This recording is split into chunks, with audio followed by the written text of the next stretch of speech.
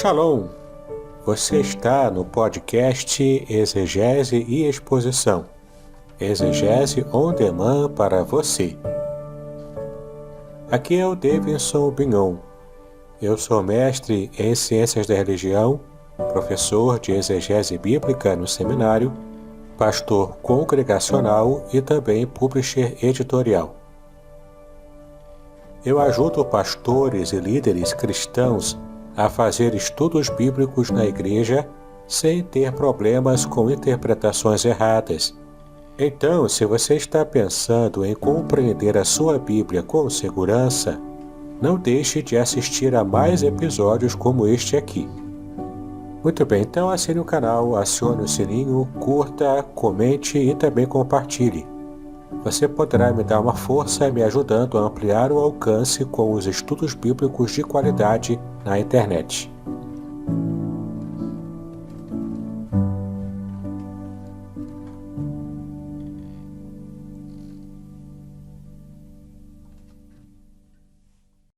Muito bem, você está em mais um episódio do podcast Exegese e Exposição. Exegese on demand para você.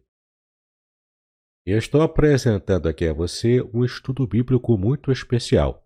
Eu preparei com muito carinho para que você possa ter uma noção bíblica bastante aprofundada, bastante sólida, sobre este que é um tema bastante controverso ainda hoje no meio evangélico.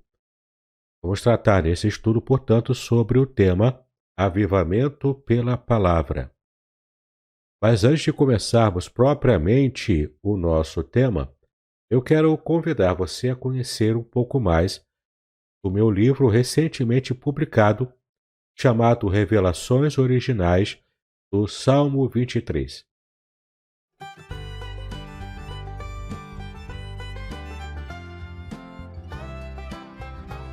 Shalom! Este é o testemunho do professor Samuel Monteiro, do site Hebraico Pro. Ele recebeu o livro Revelações Originais do Salmo 23 e fala aqui sobre as impressões que ele teve sobre o livro quando ele recebeu. Confira aqui. Mas, gente, pode comprar, tá? Sem medo de ser feliz. Ficou muito legal mesmo. Aqui embaixo tem o link para você comprar a versão digital. Mas se bem que, olha, gente, o livro tá tão da hora que eu recomendo você comprar a versão impressa, tá? Ele é muito legal mesmo, porque por ele ser bem bonito mesmo, né? De material assim de bastante qualidade, né? O papel, né? E esse papel aqui é uma coisa de louco, eu nunca vi isso aqui, gente. O papel é macio, tá? Só você segurando pra você entender. Nunca vi um negócio desse. O papel por dentro também, de qualidade também. Então é um livro assim bem legal para você dar de presentes também, né? Tão bonito que tá, né? Eu já tinha visto no digital, né? Digital tá bonito, né? Mas impresso é outra coisa, né? E aí no impresso você vê o material também, né? Que foi impresso, né? Foi impressão de qualidade, tá? Tá tudo assim de muita qualidade, gente. Da hora, né?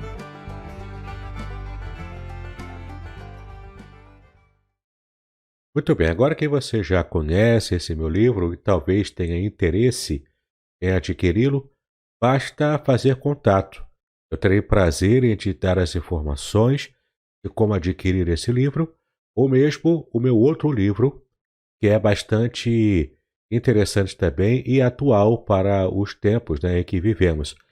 Trata-se do livro A Ética do Casamento Judaico, onde eu trato sobre a base para as questões familiares e do casamento, de acordo com a lei de Deus, lá no Antigo Testamento.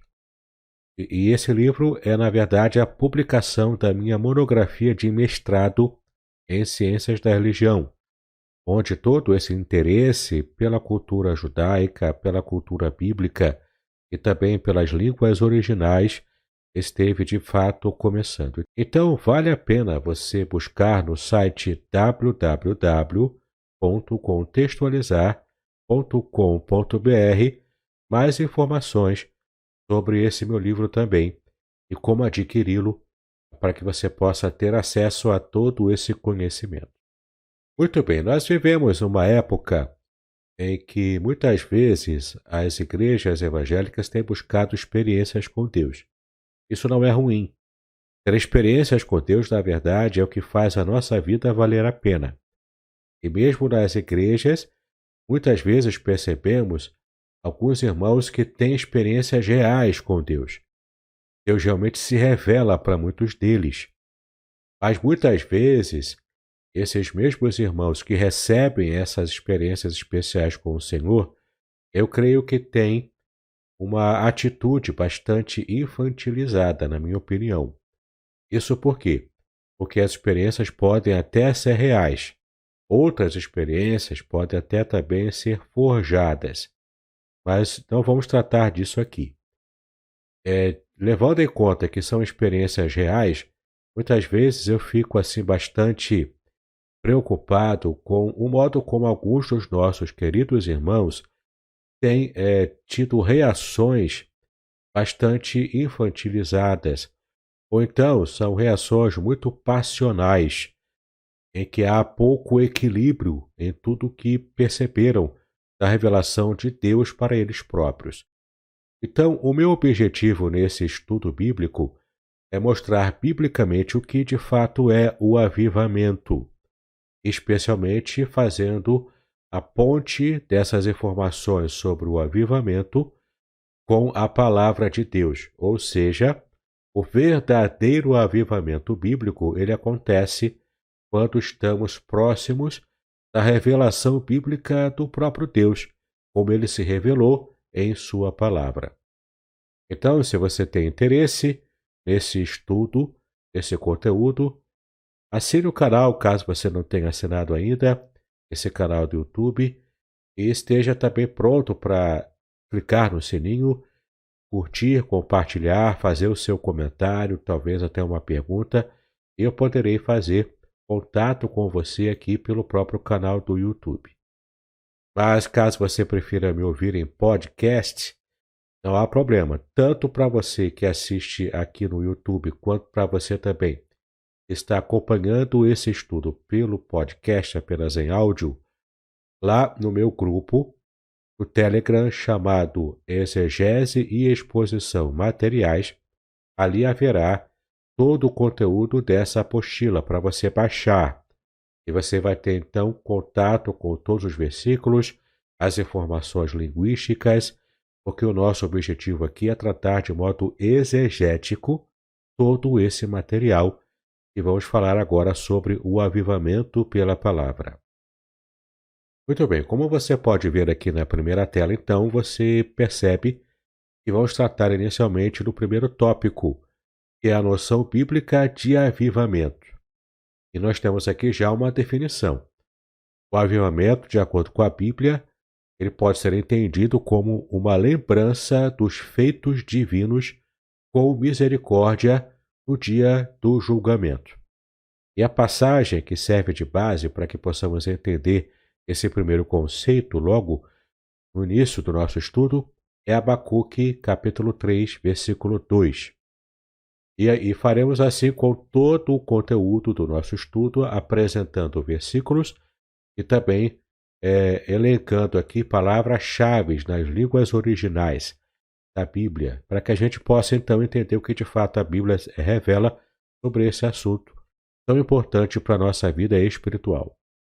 Então Abacuque capítulo 3, versículo 2 diz o seguinte: Tenho ouvido, ó Senhor, as tuas declarações, e me sinto alarmado.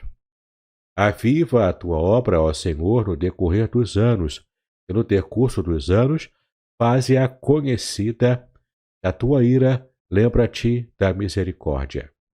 Então, nós temos aqui uma numeração feita nesse versículo, e nessa numeração vamos seguir aqui analisando essas palavras-chave que estão numeradas e também sublinhadas. A primeira palavra-chave que aparece nesse versículo é justamente o verbo avivar, que em hebraico é hayá, que tem o sentido de preservar vivo, deixar viver, dar a vida, reanimar, revigorar, restaurar, fazer crescer. Temos aqui então essa ideia de um povo, a nação de Israel, que estava prestes a enfrentar o cativeiro, e o povo de Israel, portanto, se sentia morto, se sentia completamente morto. E então o profeta Abacuque recebe de Deus a mensagem de que Deus consertaria o seu povo Israel, trataria das questões envolvendo os pecados do povo de Israel, da nação de Israel, apenas usando Nabucodonosor, que invadiria o reino de Judá e de fato era um homem ímpio. Deus estava, portanto, usando um homem ímpio, uma nação ímpia, para consertar o seu povo, o povo escolhido. O profeta entrou em parafuso e não entendeu por que isso. Por isso que ele pede ao Senhor, né, após ter ficado alarmado com a revelação do Senhor para ele pede ao Senhor que esteja avivando a obra passada do Senhor no decurso dos dias atuais, dos dias em que havia aquela espera angustiosa para o cativeiro. Então a primeira palavra-chave é a palavra aviva, que em hebraico é hayá, como eu já falei aqui para você. Significa preservar vivo, deixar viver, dar a vida, reanimar, revigorar, restaurar e até fazer crescer.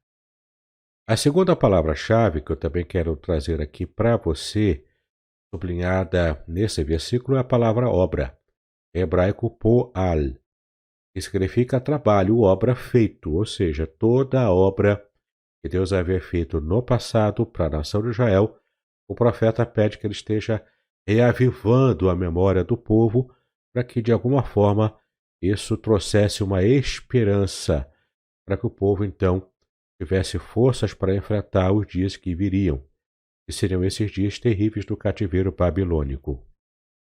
A terceira palavra que eu quero elencar para você é a palavra conhecida, em hebraico yadá, que de fato significa tornar conhecido, declarar. Então, de fato, eles querem, o profeta, né, na verdade, está pedindo aqui que o Senhor esteja tornando conhecida essa obra que ele esteve fazendo no passado para que o povo se lembrasse. E agora ele fala de questão aqui de juízo, né? A quarta palavra que eu quero trazer à sua memória aqui é a palavra ira, que em hebraico se lê roguez. Ira, portanto, significa agitação, exaltação, furor, aborrecimento, tumulto e tremor. Então, no momento da ira divina, no momento em que Deus estivesse trazendo o povo para essa situação de cativeiro, com o fim, né, que está trazendo o conserto para o povo pelos seus pecados, nós temos aqui uma outra palavra que ele está juntando a palavra ira, a ira de Deus contra a nação, e que é a palavra misericórdia, é a quinta palavra que eu quero elencar aqui para você. A palavra misericórdia, em hebraico, raham, que significa ter compaixão, ser compassivo, e também traz aqui a ideia de ventre, em hebraico também. Claro que no caso aqui, trata-se de um hebraísmo, ou seja, o ventre ele é entendido como o centro das emoções humanas, as entranhas humanas, né? Que papel que mais tarde veio também a ser entendido e ser exercido por um sinônimo nesse sentido, que é a palavra lev, em hebraico, que significa coração. Muito bem, seguindo aqui então, passamos ao segundo texto que está em Lamentações, capítulo 3, versículos de 21 a 23. Esse texto amplia ainda mais esse conhecimento sobre como é a visão bíblica inicialmente para entendermos o avivamento. Esse texto nós lemos o seguinte, Lamentações, capítulo 3, de 21 a 23. No versículo 21. Quero trazer à memória o que me pode dar esperança. Versículo 22. As misericórdias do Senhor são a causa de não sermos consumidos, porque as suas misericórdias não têm fim. E por fim, o versículo 23. Renovam-se cada manhã, grande é a tua fidelidade. Temos aqui também algumas palavras-chave que eu quero trazer para a sua compreensão. A primeira palavra-chave é a palavra trazer, em hebraico shuv, fazer retornar, trazer de volta. É muito interessante percebermos aqui o conhecimento dessa palavra, porque trazer de volta tem essa ideia de conversão. Inclusive, a palavra hebraica atual para conversão é techuvá, que tem de fato chove como a raiz dessa palavra.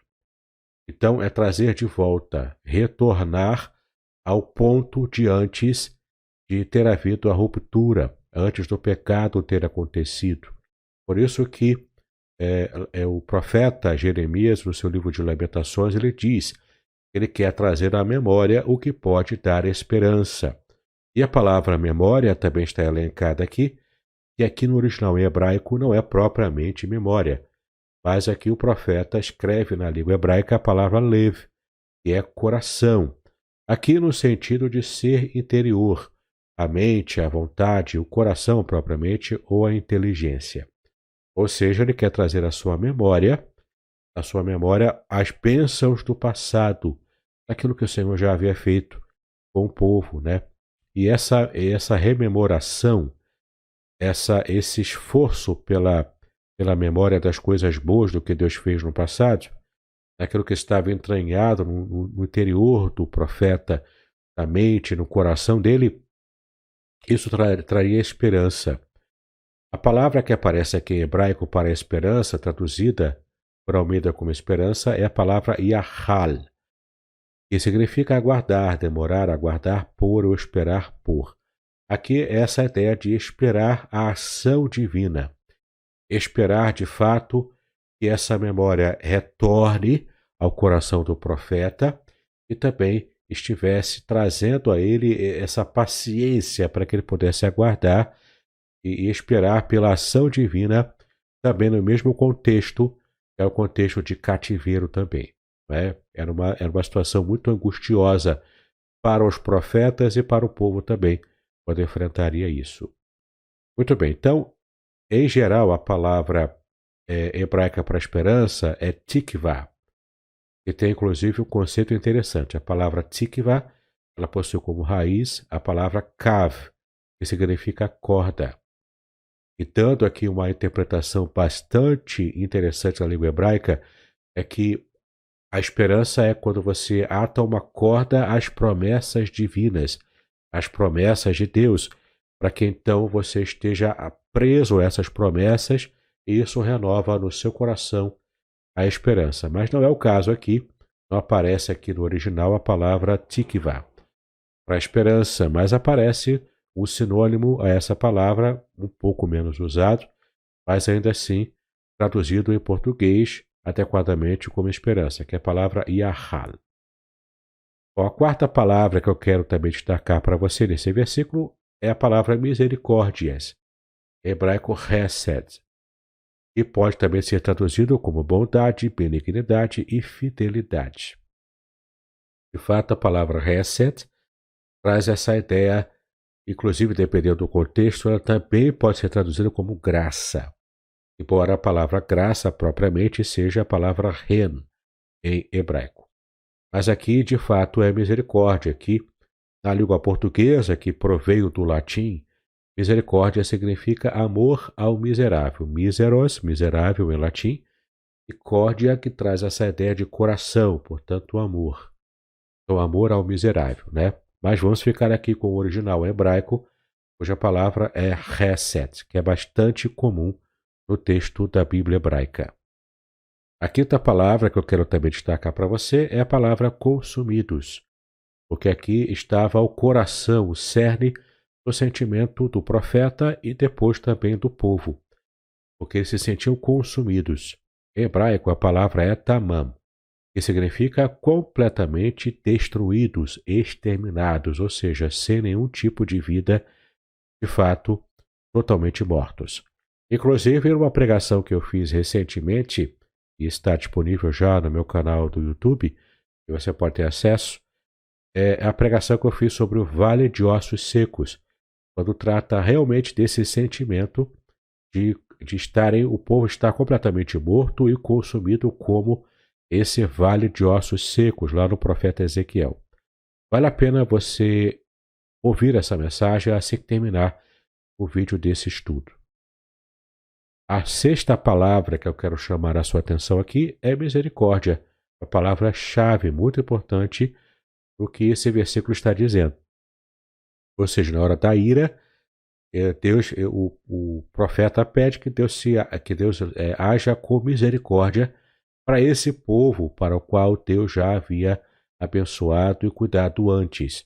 Ou seja, retomar aqui a lembrança até mesmo do próprio Deus, digamos assim, né, entre aspas, é uma forma antropomórfica, né, de se referir à ação divina, mas agir com misericórdia.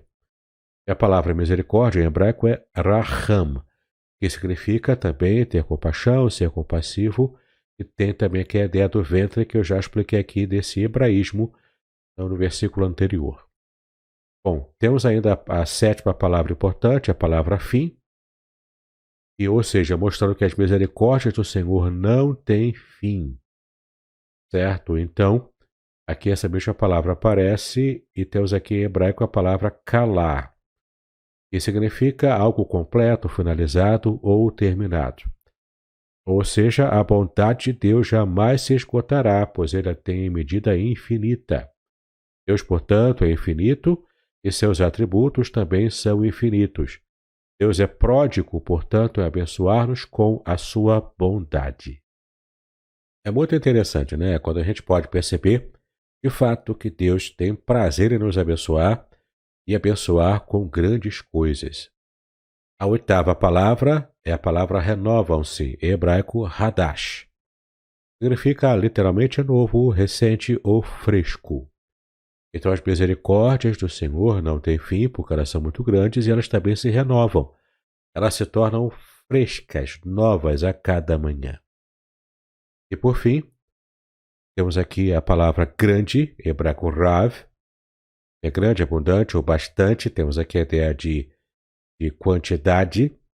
E a palavra fidelidade, em hebraico emuná, que significa literalmente firmeza, fidelidade e estabilidade.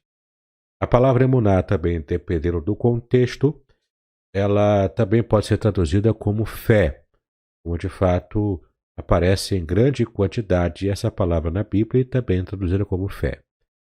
Para que você entenda, eu tenho no meu canal do YouTube também um vídeo preparado sobre palavras bíblicas. E a palavra fé está contemplada lá e você vai gostar do conteúdo que está lá. Muito bem, já podemos chegar aqui a uma definição resumida de avivamento. Avivamento é a renovada convicção de pecado e arrependimento, seguida de um intenso desejo de viver em obediência a Deus. É, portanto, a entrega da vontade a Ele em profunda humildade. Então, é somente nesses dois versículos aqui, dissecando as palavras mais importantes, percebemos aqui o que significa avivamento. Traz essa ideia de memória, tanto da nossa memória quanto também da ação divina a favor do seu povo lá no passado, e o desejo, a esperança renovada de que Deus volte a agir favoravelmente ao seu povo naquela situação de crise nacional que Israel passou enfrentando o cativeiro babilônico.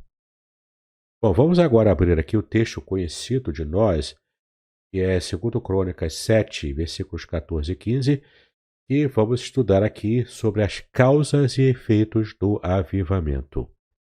Então, o texto de 2 Crônicas 7, 14 e 15 fala o seguinte. Versículo 14. Se o meu povo, que se chama pelo meu nome, se humilhar e orar e me buscar, e se converter dos seus maus caminhos, então eu ouvirei dos céus, perdoarei os seus pecados e sararei a sua terra. Versículo 15. Estarão abertos os meus olhos e atentos os meus ouvidos à oração que se fizer neste lugar. Veja que temos aqui 14 palavras-chave importantes e eu vou tentar falar um pouco mais rápido sobre elas, por causa do imenso conteúdo que temos aqui, né? Vamos começar então analisando as palavras do versículo 14. A palavra que aparece aqui é nome. Em hebraico é Shem. Significa nome, reputação, fama ou glória. E de fato, aqui ele se refere ao povo que se chama pelo nome dele, ou seja, o povo do Senhor, que em hebraico é Am Elohim, e, portanto, pode ser entendido como a nação pertencente ao Senhor. Portanto, aqui está o nome do Senhor como a sua reputação. Está em jogo. Pelo modo como a nação vivesse, isso não traria glória para Deus, ou se fizessem o que era certo, traria glória para o nome de Deus. E trazer glória para Deus, ou para o nome dele, é de fato trazer louvores de todas as nações ao próprio Deus. É fazer Deus se sentir feliz com o seu povo, com a nação. A segunda palavra-chave está dentro de um contexto aqui, no próprio versículo, de as causas do avivamento, ou seja, atitudes que produzem avivamento.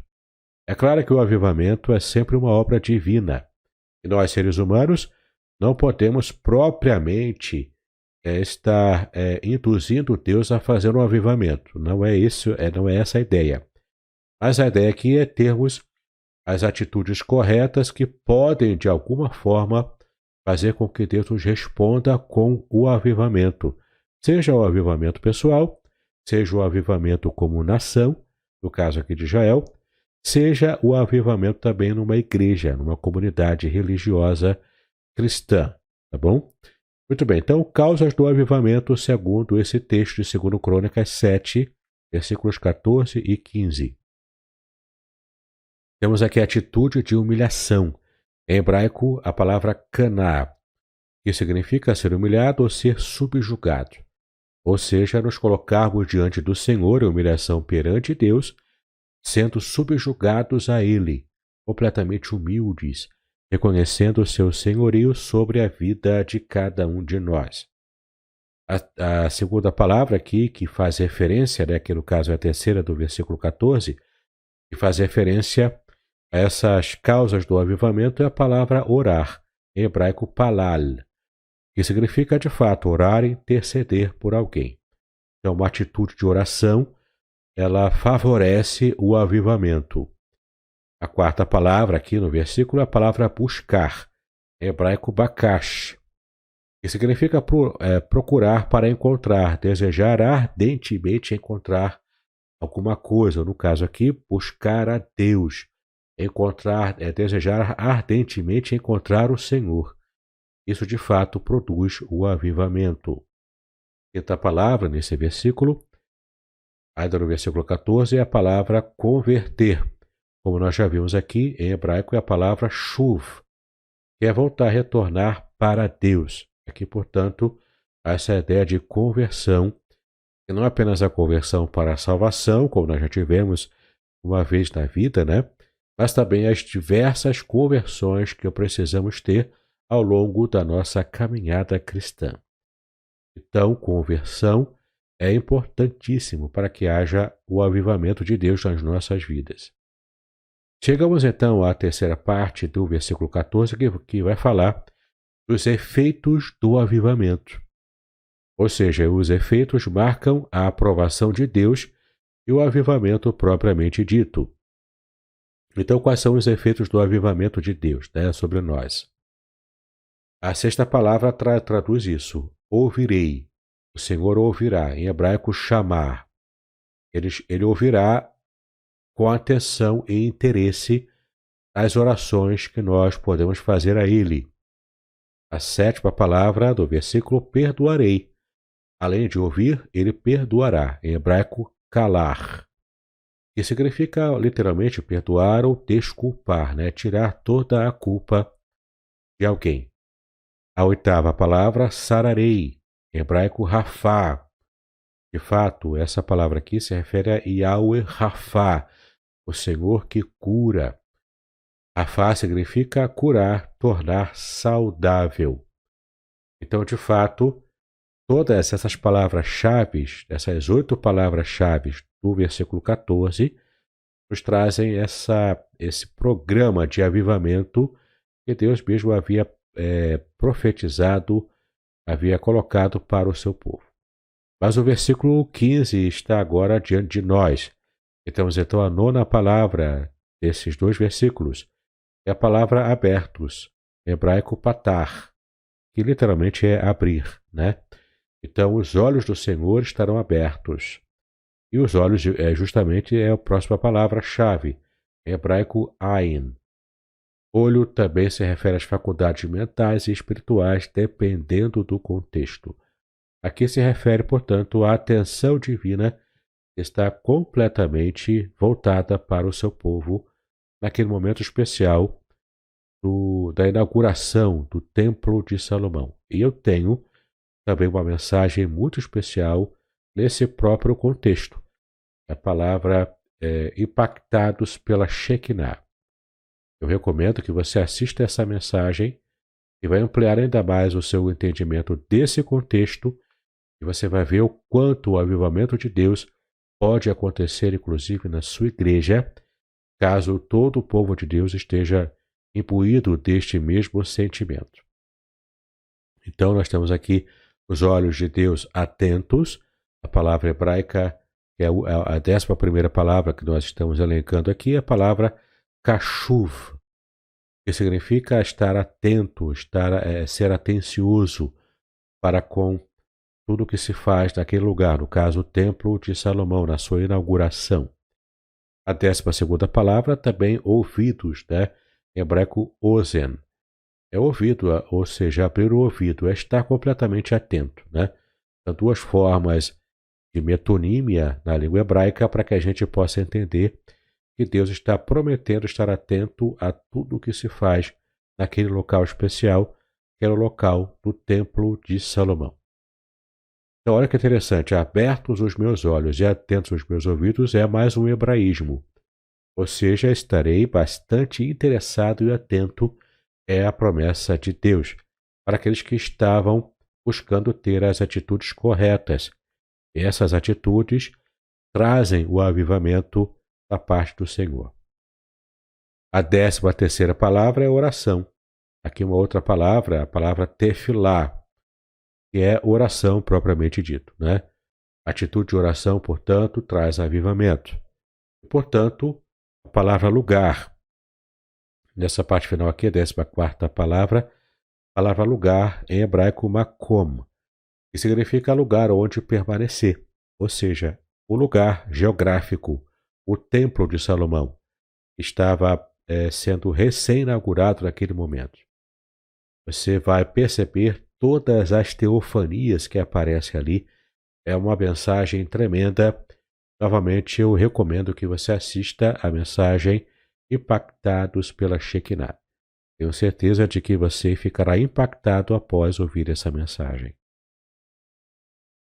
Bom, mas apesar de todas essas bênçãos no avivamento, também existem empecilhos para que o avivamento venha a nós, né? Venha à nossa igreja, a nós particularmente. Quais são alguns desses empecilhos práticos ao avivamento? Aqui eu não vou estar lendo as passagens que estão destacadas na tela em vermelho, mas você pode ver com calma depois. E caso você esteja nos acompanhando pelo podcast, ou seja, não conseguindo ver a tela, é só ir lá no meu grupo do Telegram chamado Exegese e Exposição Materiais. Ali já está disponível a você a apostila de todo esse estudo que estamos fazendo.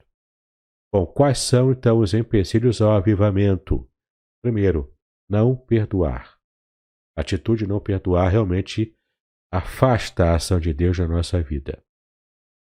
A segunda atitude, acalentar a iniquidade. E é interessante você buscar fazer um estudo sobre a palavra iniquidade. Vai trazer bastante conhecimento também do que você precisa evitar para que possa alcançar o avivamento bíblico na sua vida. Muito bem, além dessas atitudes erradas que nós já vimos, nutrir o preconceito também afasta o avivamento de Deus para a sua vida. Outra atitude ruim é julgar os outros. Ainda outra, ignorar os pobres também é marca de quem não está recebendo avivamento. Seguir o mandamento dos homens também pode afastar você de receber a bênção do avivamento pessoal na sua vida. Condenar-se, ou seja, aceitar as acusações do diabo sobre a sua vida, também é uma atitude que afasta a ação de Deus para o pleno avivamento espiritual. E por fim, não ter consideração pelo seu cônjuge, caso você seja casado, naturalmente. Sua esposa ou seu esposo precisa ser bem cuidado por você, para que então você possa de fato experimentar o avivamento de Deus para a sua vida pessoal.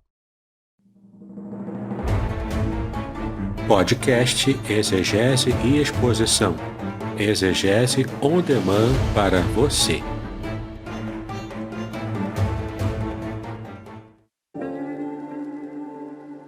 Shalom! Aqui é o Davidson Pignon. Eu ajudo pastores e líderes cristãos a fazer estudos bíblicos na igreja sem ter problemas com interpretações bíblicas erradas. Então, se você está pensando em compreender a sua Bíblia com segurança, não deixe de assistir a mais conteúdos como este aqui neste canal. Muito bem, nós vimos até agora sobre o avivamento, olhando especialmente os textos do Antigo Testamento. Chegamos agora à parte 4, que é a parte mais importante do nosso estudo. O avivamento pelo conhecimento bíblico. E de fato, vamos ver alguns versículos aqui, inclusive no Novo Testamento, para que você entenda como que você conhecer bem a palavra te traz o avivamento correto. E não apenas sentimentos e expressões sem muita base bíblica, como a gente acaba, infelizmente, testemunhando pela internet e algumas igrejas também. Bom, o texto que nós vamos analisar agora é Mateus capítulo 22, versículo 29. Ele é um texto bem emblemático. E a passagem diz o seguinte: Respondeu-lhe Jesus: Errais, não conhecendo as Escrituras e nem o poder de Deus. Aqui o contexto é bem interessante. É Jesus no embate, aqueles famosos embates dele contra fariseus e saduceus, aqui no caso também, os doutores da lei, né? E aqui havia uma questão sobre como seria o casamento no mundo vindouro, né, na nova realidade espiritual, e se havia ressurreição ou não, devido a um debate que era comum na época. E Jesus, então, faz uma repreensão bastante importante, bastante séria. Ele fala que esses doutores da lei estavam errando. E errando por quê? Por dois motivos: por não conhecer as Escrituras e também não conhecerem o poder de Deus. Vamos ver então as palavras-chave aqui. A primeira delas é a palavra errais. E no grego aparece aqui a palavra planal, em grego, que significa ser conduzido ao erro e ao pecado também. Então, quando Jesus disse que eles estavam errando, não era apenas um erro teológico, não era apenas um erro conceitual, mas era, na verdade, um erro que conduzia a pecado. Bom, portanto, não conhecer as Escrituras e também não conhecer o poder de Deus é uma condução ao erro, ao pecado. Portanto, desagrada o coração de Deus e, claro, não permite que o Senhor nos visite com avivamento. A segunda palavra-chave é conhecendo. Conhecendo, né? Em grego, eido, que é o verbo conhecer, né? Que é perceber, notar, discernir ou descobrir. Então, temos aqui essas informações sobre a importância de conhecer. Conhecer o quê? Conhecer primeiro as Escrituras. É a terceira palavra do nosso versículo. Escrituras em grego é grafê. Portanto, aqui se refere à Escritura, é usado para denotar tanto o livro, né, que é o livro das Escrituras Sagradas, os livros em si, como também o próprio conteúdo dessa Escritura. A quarta palavra é a palavra poder, em grego dynamis. É poder, força, habilidade, poder inerente, poder que reside numa coisa pela virtude de sua natureza, ou que uma pessoa ou coisa mostra e desenvolve. É muito importante, então, a gente perceber que tanto cai em erro aquele que não conhece as Escrituras, ou seja, não tem o conhecimento revelado na palavra de Deus, portanto, da base, da substância na vida espiritual e, portanto, também promove avivamento. O avivamento seguro, o avivamento baseado nas Escrituras, na palavra de Deus. Mas também erra, também cai em pecado aquele que não conhece o poder de Deus, o poder da atuação de Deus. No caso do contexto aqui, quem não conhecia as Escrituras não sabia que a Bíblia revelava de fato a ressurreição nos textos do Antigo Testamento. Sempre revelou. E no caso aqui também o poder de Deus é desconhecer a ação divina de fato poder ressuscitar os mortos, né? Então é muito interessante a gente perceber quanto a avaliação do contexto literário pode nos ajudar a de fato compreender a mensagem, no caso aqui do que o Senhor deu para esses doutores da lei. Bom, vamos aprofundar um pouco mais essa noção de escrituras, como nós estamos vendo aqui, né? O que são as escrituras, portanto? Uma resposta interessante é que essas escrituras são o conteúdo revelado por Deus em sua palavra. E temos aqui, então, um termo grego que é o termo logos. É muito conhecido também por aquele que estuda a língua grega. Mas temos aqui uma definição que é interessante a gente fazer. A diferença entre a palavra grega logos em contraste com a palavra grega rema, tá bom? Mas existe aqui um perigo nessa distinção que a gente vai ver aqui no final desse tópico, né? Então, a palavra logos significa, naturalmente, palavra escrita, revelação registrada. E a palavra rema, em grego, significa a palavra falada, dita verbalmente. Só que temos uma questão aqui que pode ser problemática, que existe muito misticismo na compreensão desses dois termos gregos no meio evangélico, né? Que misticismo seria esse? A palavra rema teria poder criativo, enquanto que a palavra logos seria uma palavra que apenas expressa uma ação estática, né? Bom, isso é errado, essa compreensão é errada. Por quê? Porque já na cultura oriental, no Oriente Médio, né, a palavra registrada tinha mais importância.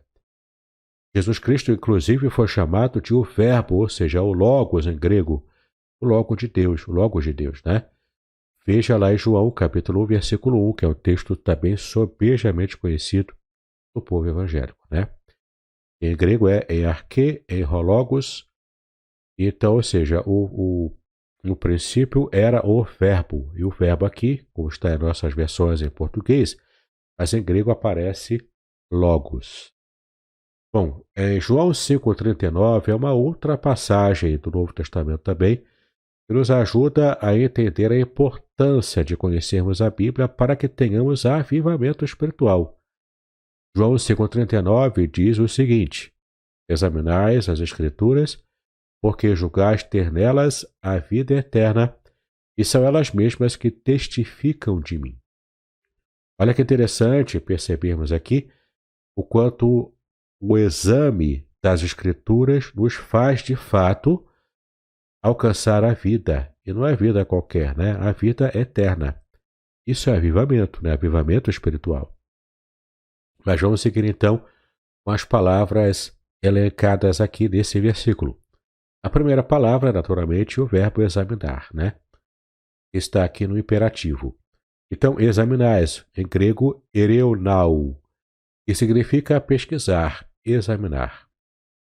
Examinar o quê? Né? Quem examina alguma coisa. Examinar o quê?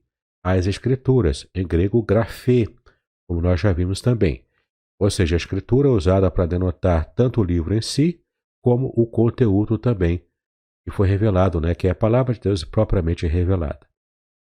A terceira palavra é julgais, é o verbo julgar, em grego dokel, ou seja, ser da opinião de, pensar, supor, ou seja, buscar essa opinião, expressar essa opinião.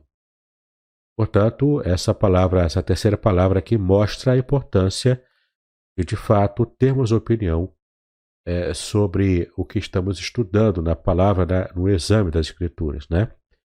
E o que estamos julgando aqui, né? Quando examinamos as Escrituras, julgamos, temos esse pensamento, essa suposição, essa verdade, né? Também esse sentimento correto de que alcançamos a vida eterna quando estamos examinando elas, as Escrituras, né? Então, vida eterna em grego, a expressão grega é zoen aionion. Zoe vem de duas palavras, né, gregas, zoe e aionios, tá? Portanto, zoe significa vida real e genuína, vida ativa e vigorosa, devota a Deus, abençoada, em parte já aqui neste mundo, para aqueles que colocam a sua confiança em Cristo, e depois da ressurreição a ser consumada por novas bênçãos, entre elas um corpo mais perfeito, que então permanecerão para sempre.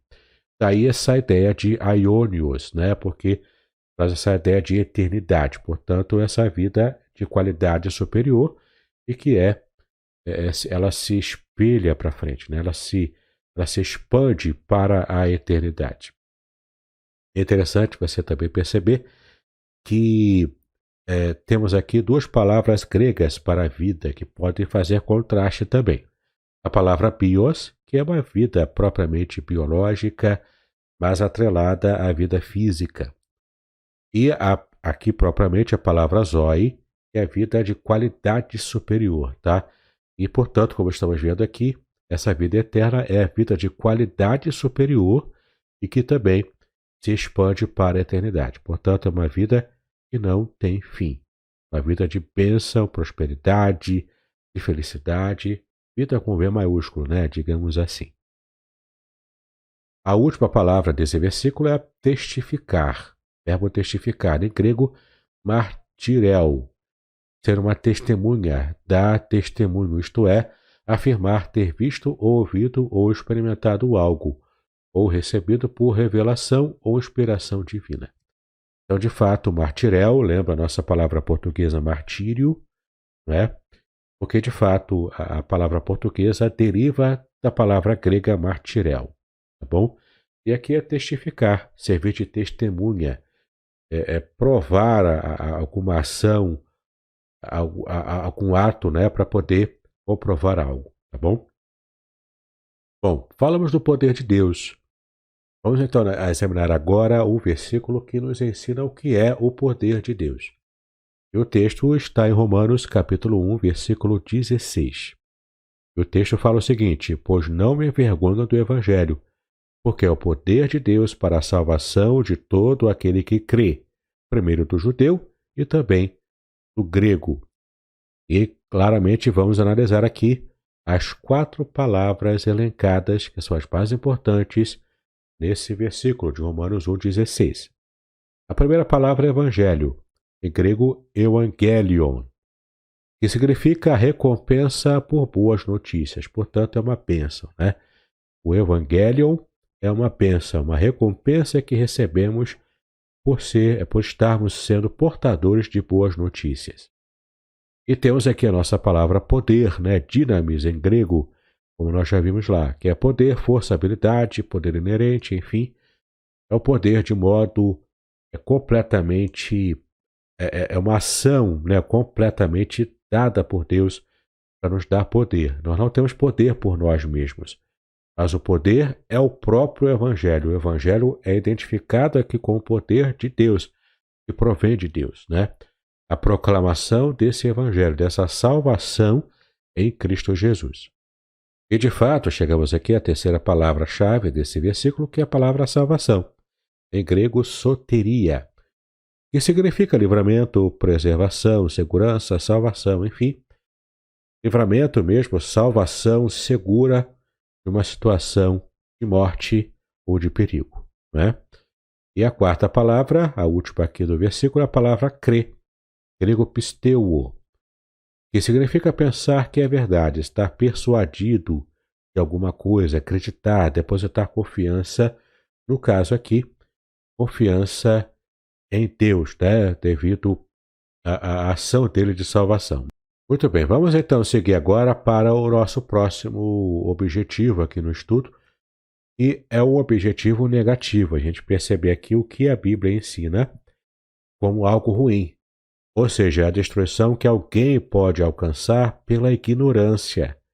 No caso aqui, ignorância da revelação bíblica, ignorância da revelação dada por Deus nas Escrituras. E o texto que vamos analisar é Oséias capítulo 4, versículo 6, que nos diz o seguinte: O meu povo está sendo destruído, porque lhe falta o conhecimento. Porque tu, sacerdote, rejeitaste o conhecimento, também eu te rejeitarei, para que não sejas sacerdote diante de mim, visto que te esqueceste da lei do teu Deus, também eu me esquecerei de teus filhos. Temos aqui apenas 4 palavras-chave também, que vale a pena a gente elencar, né? Aqui o contexto, o profeta se refere aos péssimos sacerdotes que estavam ali levando o povo para a ruína. E de fato era o que estava acontecendo aqui. Então, a primeira palavra-chave do versículo é destruído, em hebraico damá, que significa ser cortado fora, ser desfeito, ser destruído à vista da teofania, ou seja, é o próprio Deus se revelando. A teofania é a revelação divina, ele então se revelando com juízo e, portanto, destruindo o seu povo. A segunda palavra é a palavra conhecimento. Em hebraico, o texto hebraico que aparece aqui no original é a palavra da'at, que é o conhecimento, percepção, habilidade, ou seja, a percepção da realidade do que estava de fato acontecendo. A terceira palavra, rejeitaste, em hebraico, ma'ak. Significa rejeitar, desprezar, refugar, repudiar. E aqui é uma palavra forte. Essa palavra é forte porque ela mostra como Deus estava com asco do seu povo devido a essa ignorância. É muito importante a gente perceber a intensidade do que o texto diz com respeito a esses conceitos que estamos vendo aqui.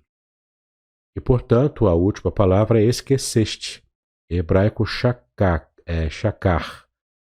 que significa esquecer, deixar de cuidar, ou seja, abandonar.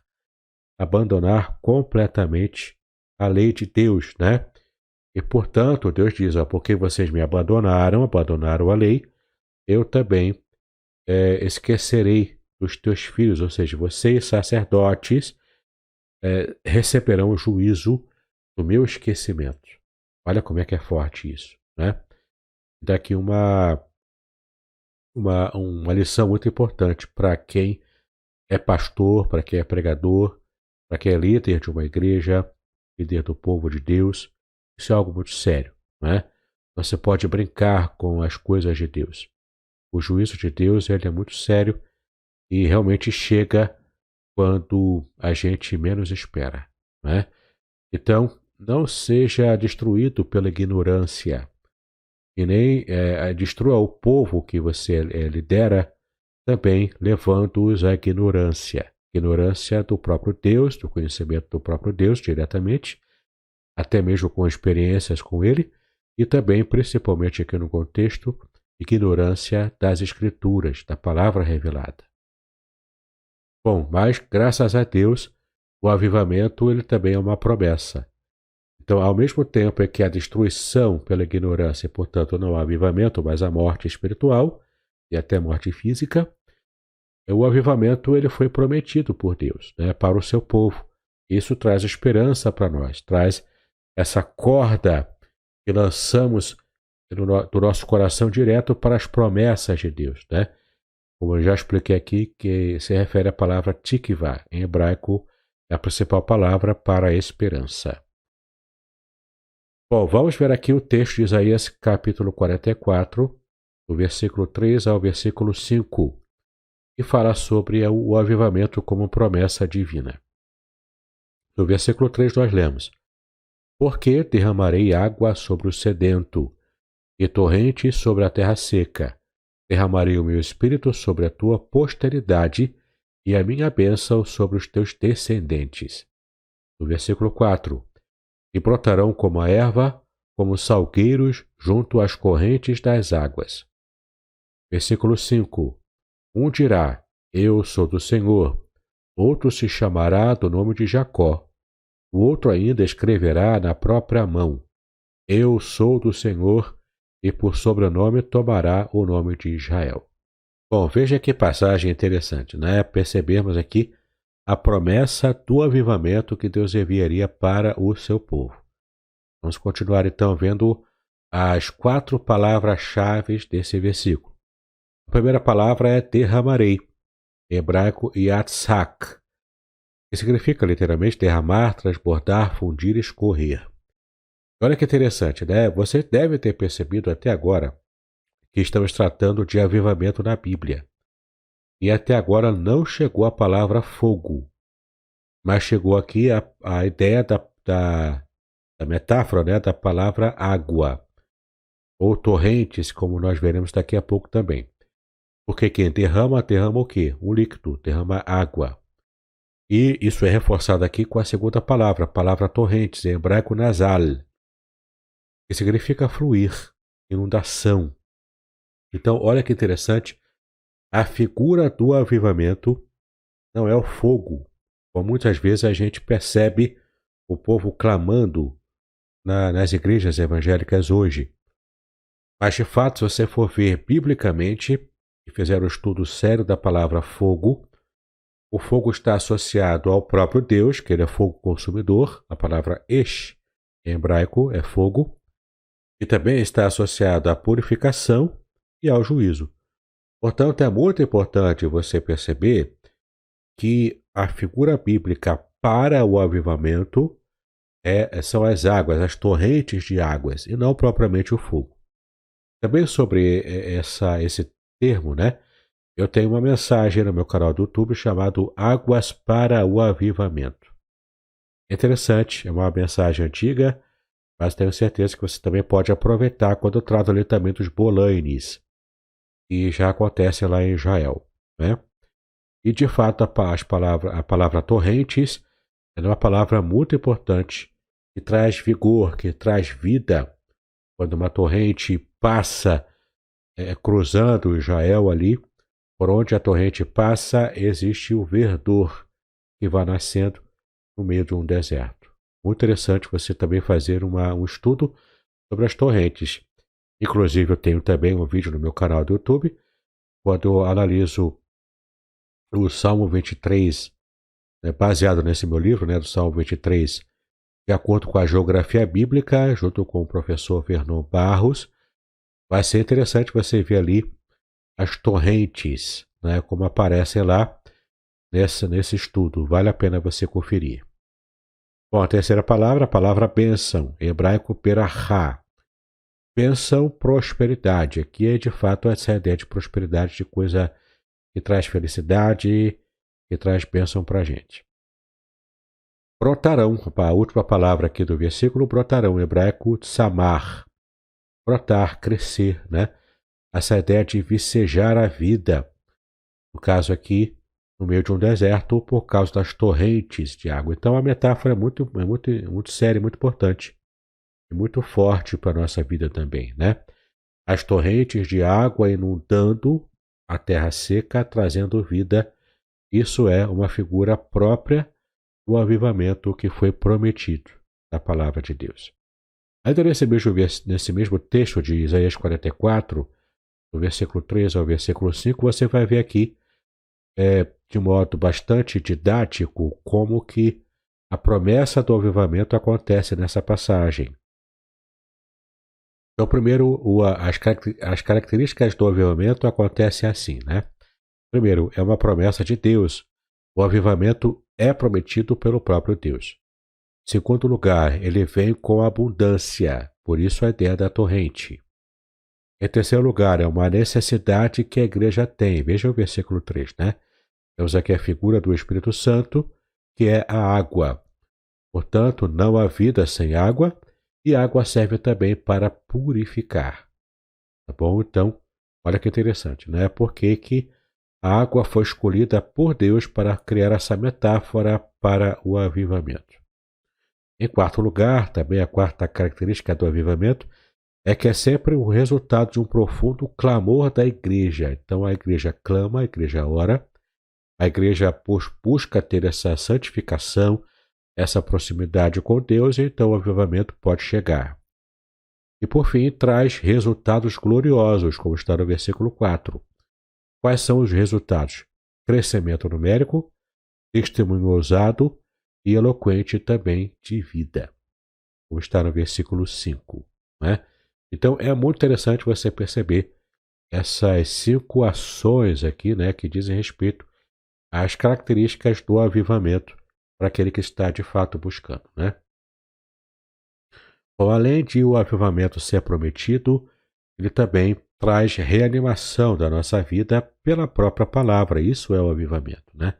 A palavra de Deus reanima a nossa vida. Veja como está aqui uma parte desse versículo do Salmo 119, versículo 25, parte B, que diz o seguinte: vivifica-me segundo a tua palavra. Bom, tem apenas 2 palavras-chave aqui para a gente poder destacar. Né? A primeira palavra, claro, é o verbo vivificar, que está aqui na voz passiva. Portanto, é Deus agindo, vivificando o salmista. E a palavra hebraica que aparece é raiá, que é preservar vivo, deixar viver, dar vida, reanimar, reavivar, revigorar. Né? Então, de fato, o salmista pede para que Deus traga vida a ele. Provavelmente ele estava se sentindo seco ou morto emocionalmente e até espiritualmente, né? Para ele clamar que Deus esteja trazendo vida a ele. E como é que ele vai trazer essa vida? De acordo com a palavra do próprio Deus, que é a segunda palavra que a gente vai elencar aqui, como você vê na sua tela, né? A palavra em hebraico davar, tá? Significa discurso, palavra, fala. Muito bem, né? Então você percebe aqui Deus agindo e trazendo vida através da palavra. É o meio pelo qual Deus dá a vida.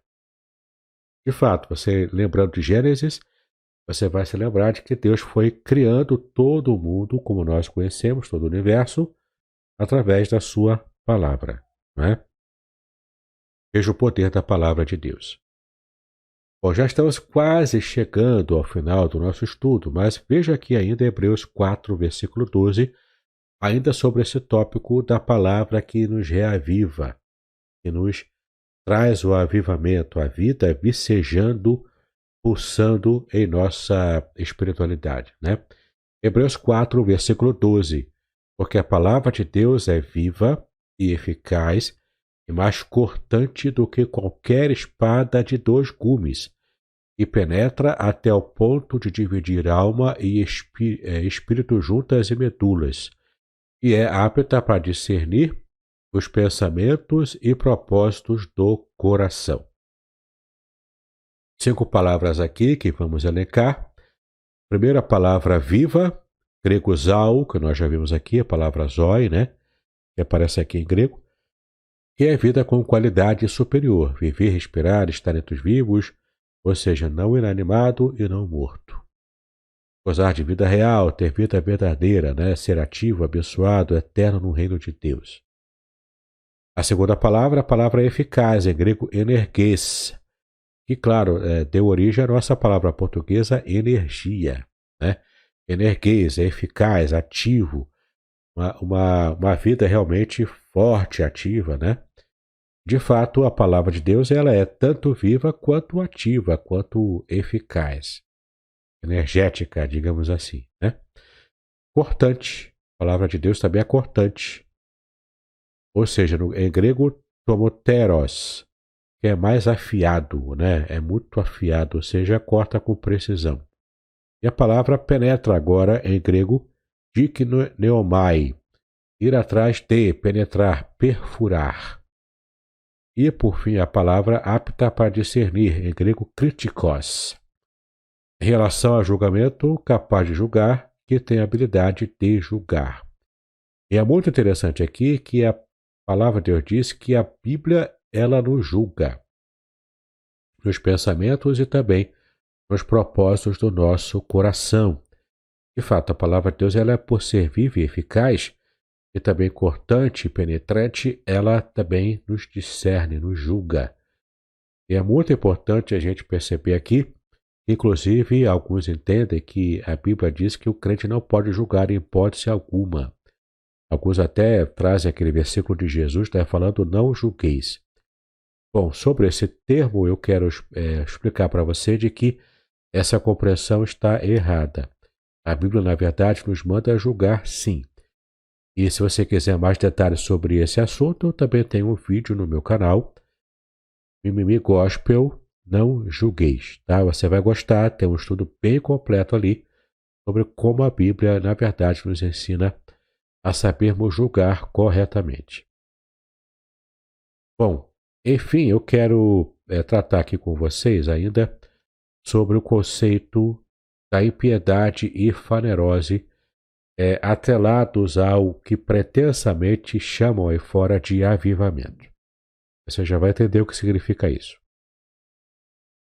Bom, a gente pode perceber aqui que muitas vezes a gente observa no meio evangélico no Brasil e até em outros países também, né?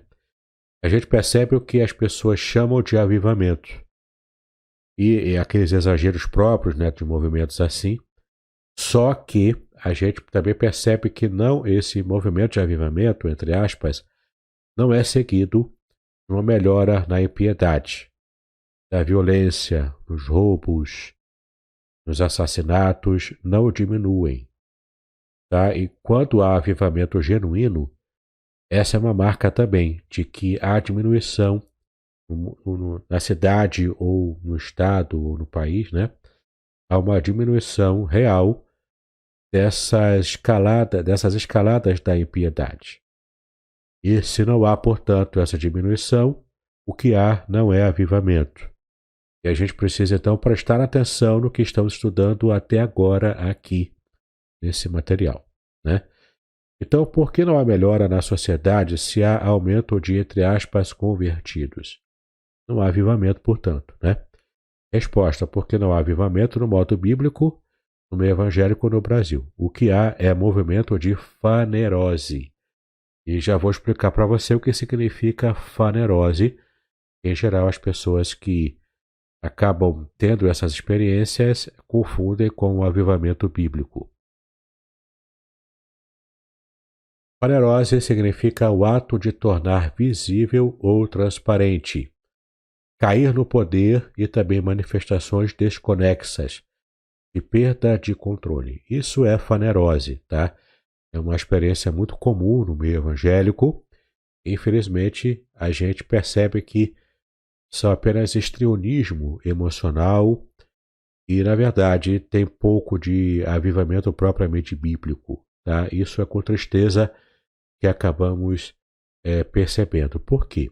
Porque na fanerose, além de não haver a melhora, né, nos dados de violência, na própria piedade do local, que pretensamente há avivamento, mas na verdade é a fanerose, infelizmente a gente também percebe que existem muitos escândalos, inclusive escândalos envolvendo líderes que deveriam ser pessoas que de fato tivessem avivamento, né? Deveriam ser pessoas honestas, pessoas éticas, enfim, mas escândalos são produzidos onde há fanerose, não onde há verdadeiro avivamento bíblico. Bom, vamos ver aqui o texto de Mateus 18, versículos 6 e 7, sobre esse tópico dos escândalos. O texto diz o seguinte, versículo 6. Qualquer, porém, que fizer tropeçar a um destes pequeninos, que creem em mim, melhor lhe fora que se lhe pendurasse ao pescoço uma grande pedra de moinho, e fosse afogado na profundeza do mar. Versículo 7.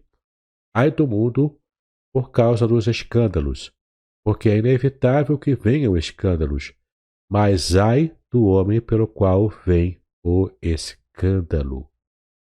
Muito bem, duas palavras-chave aqui, tá? E uma expressão idiomática. Primeira palavra é tropeçar, em grego escandalizo, tá?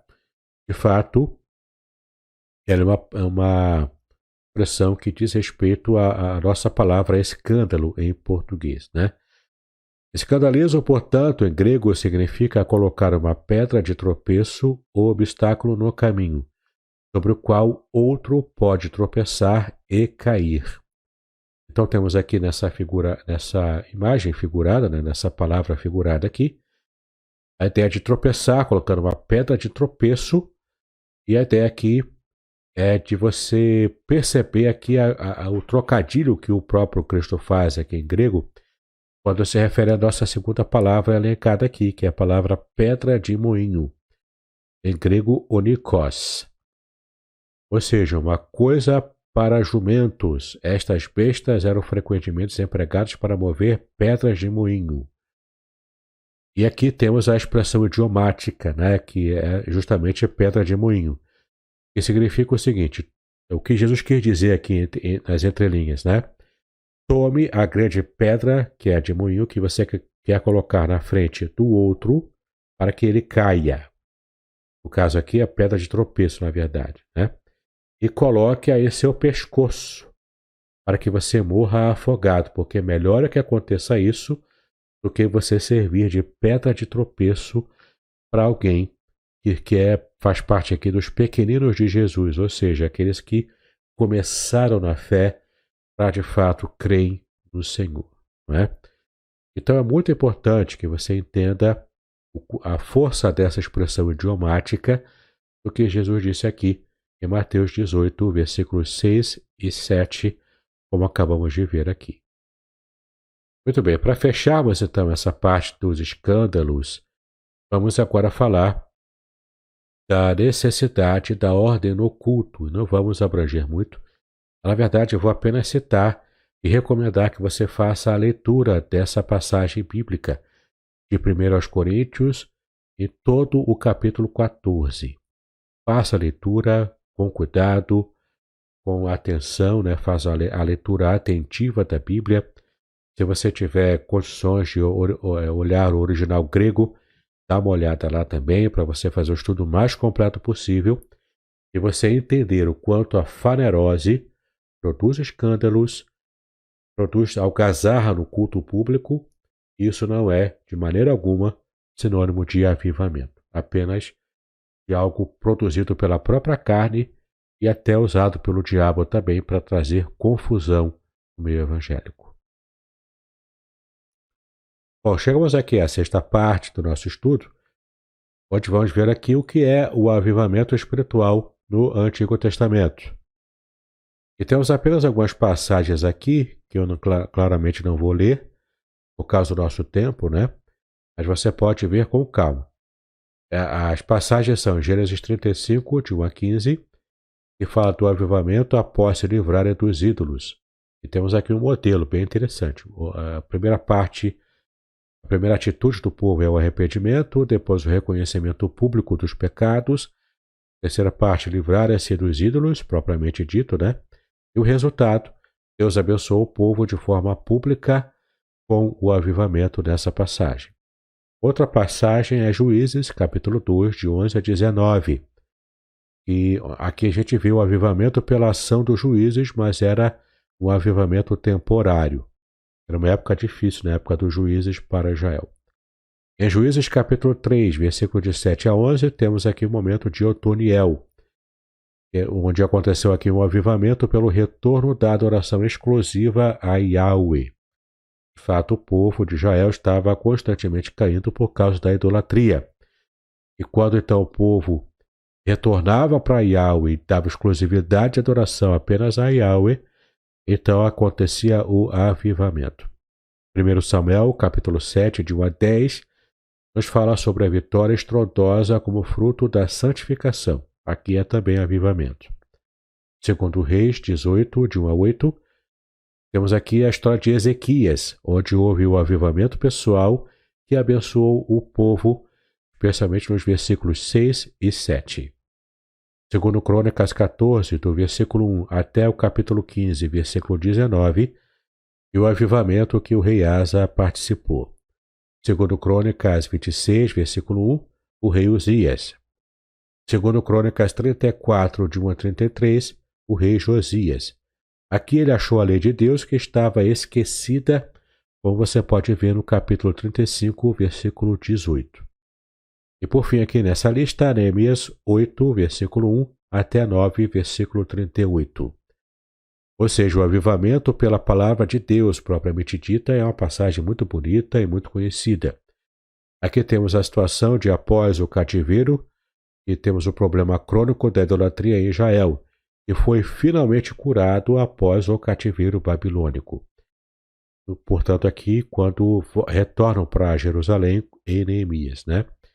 Temos também a importância da pregação expositiva da palavra, que Neemias fez aqui no capítulo 8, especialmente, e essa pregação expositiva da palavra promoveu esse avivamento. E por fim, temos aqui uma anotação, né, importante para quem não se confunda: Neemias foi o líder político e Esdras foi o líder espiritual desse retorno, dessa aliar do povo para Israel. Tá bom? Então é importante você perceber aqui que há uma conjunção do poder político e do poder espiritual na percepção desse avivamento. 9 características gerais dos avivamentos no Antigo Testamento. Primeiro, eles ocorreram em tempos de escuridão moral, ou seja, a morte espiritual precisava de avivamento. Também cada avivamento começava no coração de um servo de Deus e ia se espalhando, alcançando mais. Fundamentados na palavra de Deus, todos eles, né? Todos eles fundamentados exclusivamente na palavra de Deus. O resultado foi o retorno à adoração única a Deus. Quinto, destruição dos rivais de Deus, que são os ídolos. Sexto, separação clara do pecado. Santificação, no caso, né? No tópico 7, o povo voltou a obedecer à lei de Deus. 8. Restauração da alegria e do regozijo em estar servindo a Deus, né? Porque eles foram curados. 9. O resultado foi a vitória e prosperidade financeira nacional, porque essas são as características, portanto, gerais dos avivamentos.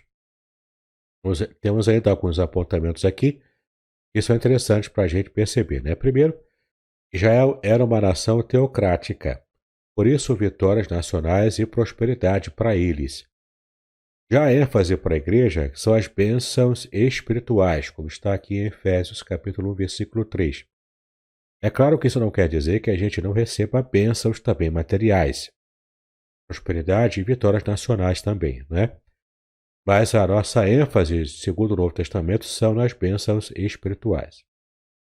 Os ídolos modernos da igreja precisam ser derrubados para que haja avivamento. E você precisa concordar comigo de que existem hoje pastores que são verdadeiros showmans, ou seja, são especialistas em fazer cultos como se fosse um show pirotécnico, cheio de luzes, fumaças, pintando a igreja de preto. Ainda mais agora, nesse período, né, onde as lives, né, ainda acontecem dos cultos. Então, é importante a gente derrubar esse tipo de ídolo na nossa igreja evangélica. Pastores showmans, cantores que são verdadeiras celebridades e até ministérios milionários também, né? Tudo isso precisa ser abandonado. São ídolos, são bezerros de ouro que nós infelizmente acabamos até mesmo adorando. Bom, o centro do avivamento deve ser sempre o retorno do povo ao próprio Deus, e não movimentos pós-modernos dos fogos de artifício gospel, que só traz aquela aparência, produz a fanerose, faz avivamento que é bom, nada. Infelizmente, a Bíblia também é esquecida nos avivamentos, entre aspas, pós-modernos, né? Como nós já vimos aqui na fanerose. E por fim, o avivamento bíblico deve ser espontâneo e não programado. É só você observar Atos capítulo 2, na época do Pentecostes. Muito bem, acabamos aqui o nosso estudo. Espero que você tenha gostado de todo o conteúdo que você aprendeu aqui. Por favor, entenda que o meu objetivo não foi criar nenhum problema para algum grupo ou se você faz parte de uma igreja que esteja enganada quanto ao avivamento bíblico. Mas espero que tenha sido proveitoso e que você possa usar esse material para esclarecer o máximo possível de pessoas. Bom, caso você ainda não tenha assinado o meu canal do YouTube, eu te peço essa gentileza. Assine, clique no sininho, curta, compartilhe e também faça o seu comentário. Isso vai me ajudar bastante para aumentar o engajamento e também para ampliar o alcance, para que mais pessoas possam ter acesso a informações de qualidade como essas aqui. E não esqueça também de fazer parte do meu grupo do Telegram, Exegese e Exposição Materiais. Ali você vai achar toda essa apostila e muitos materiais ali de boa qualidade também para o seu estudo bíblico, até para conhecer grego e hebraico. Caso você queira, é tudo de graça ali. Bom, caso você também queira ampliar os seus estudos e me ajudar ainda no meu ministério, você pode fazer parte também do grupo Hotmart Sparkle. Estudos como esse, especiais, entram primeiro lá, depois estreiam no meu canal do YouTube. Ali você tem podcast, ali você tem estudos em vídeo e muita coisa importante que eu coloco lá também. Então, faça parte, com um valor muito pequeno mensal, de apenas R$10 mensais. Você vai me ajudar no meu ministério e vai ter acesso a muito material de boa qualidade em primeira mão. Caso queira conhecer os meus livros e também o meu trabalho com a editora Contextualizar, acesse o site www.contextualizar.com.br e de fato eu recomendo que você baixe ali a degustação gratuita do meu novo livro Revelações Originais do Salmo 23. E você vai ter acesso a esse livro, que é um comentário exclusivo do Salmo 23, palavra por palavra, na sua língua original em hebraico. Eu creio que vale muito a pena.